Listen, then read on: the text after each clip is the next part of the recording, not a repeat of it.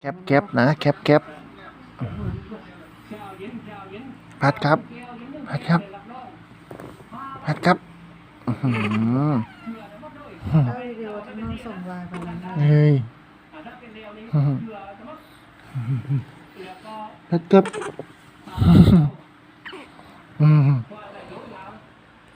ยังไงพัดครับนี่วันนี้เรานายกองค์การบริหารส่วนจังหวัดสงขลา พัดครับ ข่าวก็เลยต้องลงพื้น พัด ที่ ครับ ดูนิดนึงนะคะ